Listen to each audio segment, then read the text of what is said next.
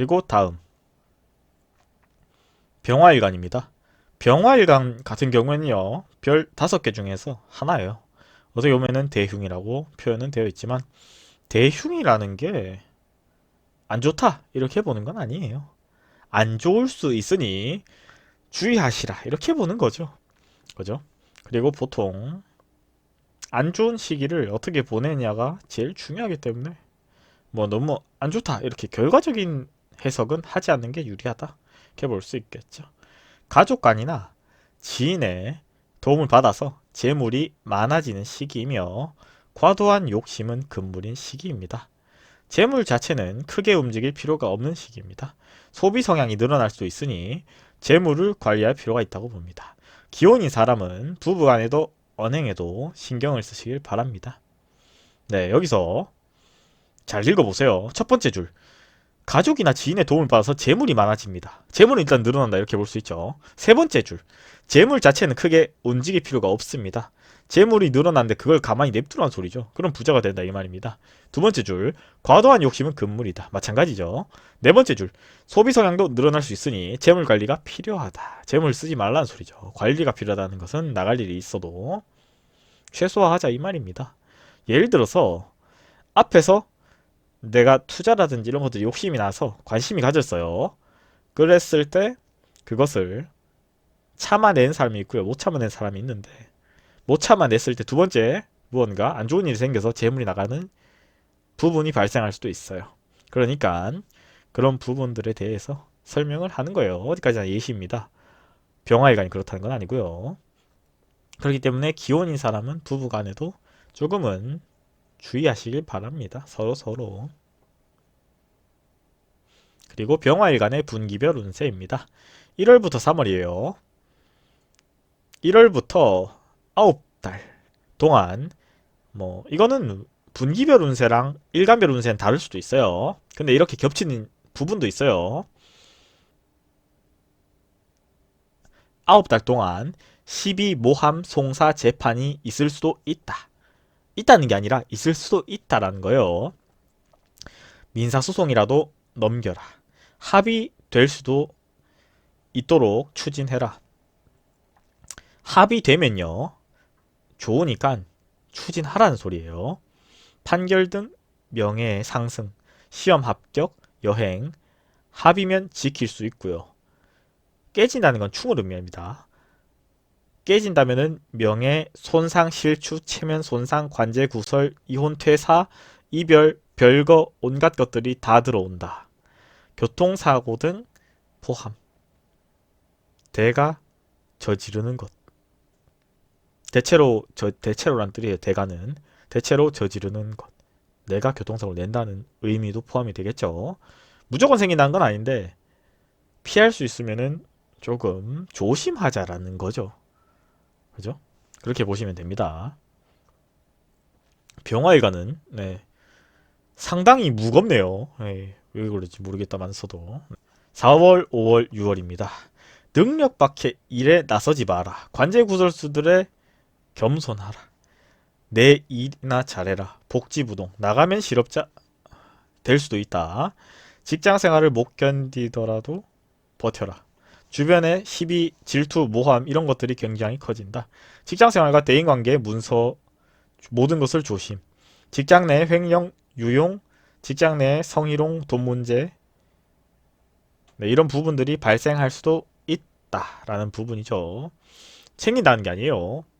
7월, 8월, 9월입니다. 뭐 또 끝장나는 거라고 써놨네. 네, 어찌됐든 제가 썼지만 문서 명예 난감한 일에 당할 수도 있다. 새로운 일을 해라. 직장 일 모든 것들을 완벽하게 처리해라. 입시가 들면은 여행수이기 때문에 멀리 떠날 수도 있다. 뭐 이렇게 볼 수 있겠네요. 이 부분에 대해서 제가 좀 추가적으로 해석을 해드리자면은 여행수가 있으면은 조금 뭐 여행 돌아다니면서 이렇게 심신의 안정을 가지는 것도 방법이라는 의미예요.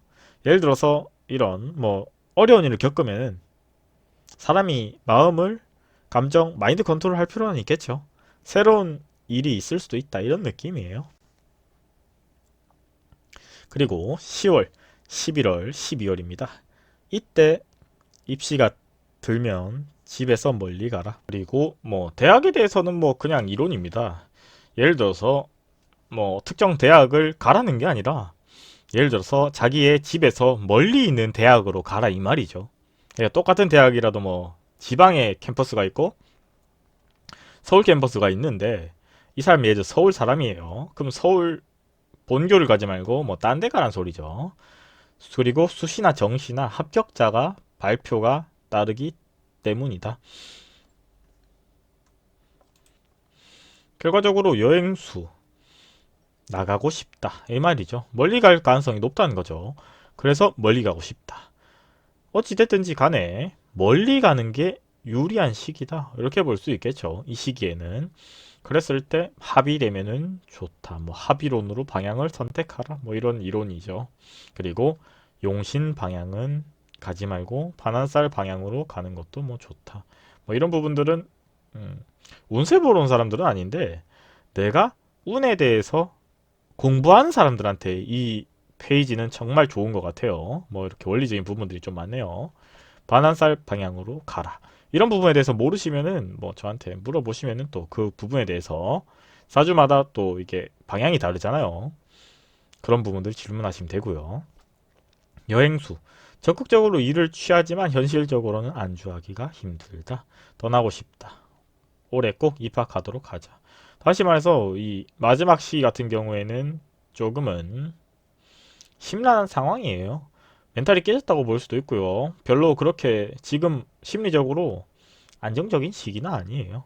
그렇지만 안정적이지 않은 시기에도 답을 구할 수는 있어요. 그러니까 그런 부분들 참고하시면 좋을 것 같네요. 병화일간 같은 경우에는 대체로 운이 안 좋으실 수는 있어요. 하지만 어디까지나 일간 기준이기 때문에 사주사체에서 다를 수도 있으니 너무 그렇게 부정적으로 해석할 필요는 없다라고 봅니다. 그랬을 때 병화 일간별, 일주별 운세를 보도록 하겠습니다. 병자부터 상당히 바쁜 시기라고 보며 사람을 멀리하는 게 좋다. 다시 말해서 다른 사람과의 관계에서 어려움이 닥칠 수도 있다는 거죠. 병인 일주는요. 사람 간의 갈등, 구설수에 주의하시길 바랍니다. 병진 같은 경우에는요. 사람 관계에서 주의하시길 바랍니다.